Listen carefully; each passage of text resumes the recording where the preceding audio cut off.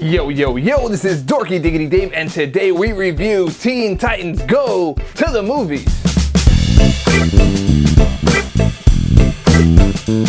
Welcome back, guys. We are reviewing Teen Titans Go to the Movies, and you know what? I kind of was not expecting anything that I saw today because I'm kind of a fan of the original Teen Titans show that was on before Teen Titans Go, and I was a little disappointed, well, a lot disappointed, because this was around the time that they were getting rid of all the good shows. You know, Earth's Mightiest Heroes with Avengers, they got rid of Spectacular Spider-Man, you had on the Young Justice, you had Teen Titans, and they were all just like gone and replaced with these very, I guess, ADD-istic, which is not really a word, but it's a word here, and it was just like all this episodic, just one episode at a time with just like craziness and very focused towards a younger audience, you know, to sell the toys and all that kind of stuff. And so you kind of lost that whole storytelling aspect of it. So I didn't really watch a lot of Teen Titans Go. I've seen a few, but not a lot. And I knew what it was kind of about, but I was not expecting much. But I went to see it anyway, and let me tell you, man, I was pleasantly surprised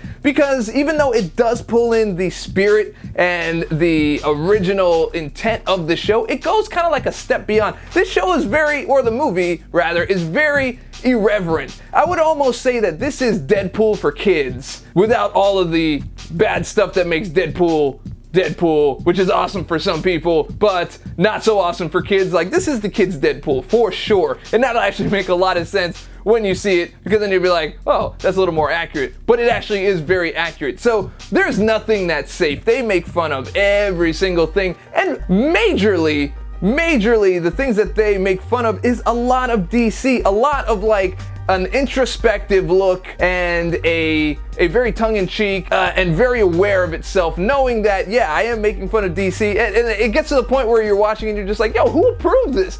Who signed off on this movie making fun of all kind of blunders of DC, the way DC is with their major characters like Batman and things like that? And just all of that is out on display, not only them, but other things like Marvel and things that are just kind of in society today. All that stuff is all wrapped up into one pretty awesome package.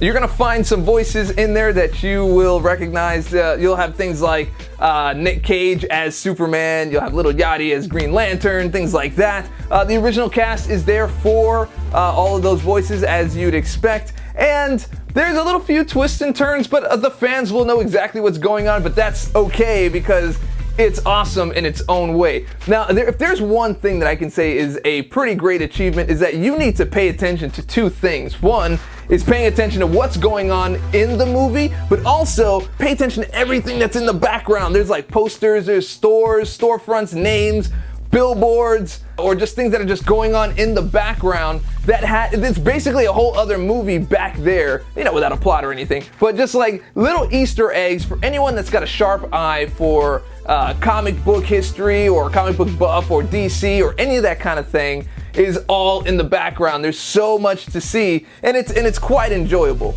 I found myself laughing out loud quite a few times in the movie as well. The people that sat next to me absolutely loved it, and it's just the kind of movie that you can lay back and just enjoy. And it's made very much in the vein of things like Lego Movie or the Lego Batman movie or Wreck-It Ralph, and you know, things like that. Things that kind of know the genre, know what's going on, and there's just a lot of jokes that everybody would get and understand. So again, very irreverent, but it's still good enough for your kids to see, and it's awesome for the adults. So it's one of those kind of hybrid movies. Take your kids to see it, you're gonna have a good time as well. I thought it was fantastic.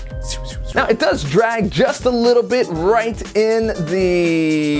before the third act, right around there. It drags for just a little bit, but it picks right back up right after you see, because you're just kind of like, okay, where is this going? Where's it going? I feel like it's starting to drag a little bit, and then nope, comes right back in. And I mean, there's some stuff that you watch and you're just like, dude, that's so messed up, but it's awesome. So yeah, that's pretty much the only thing that I didn't like about it, was just that little bit of time, but that's pretty much it, because by the time they redeem themselves within like 5 minutes, it's all good. Verdict time, guys. Yeah, this is definitely a movie to get out there and see, especially if you have kids. This is going to be a fun one for you and them, gives you something to talk about. Well, yeah, gives you something to talk about. Boy, you will know that when you see the movie. But yes, very, very good. I thought it was very intelligent, very clever, some great jokes added in there, and it was something I was not expecting. I went in with some pretty low expectations, so maybe that's why I like it as much as I do. But I think you guys will like it too. So let me know what you think down in the comments below. Once again, this is Dorky Diggity Dave. You just watched my review for Teen Titans Go to the Movies. Let me know what you thought. Did you like it? Did you not like it? Am I crazy? Do you agree with me? Put all that down in the comments below. And if you liked the video, and I hope that you did, go ahead and click subscribe, click like, leave a comment, share with your friends, share with your mama. All that stuff helps me out. And remember, stay dorky, and I'll catch y'all on the flip.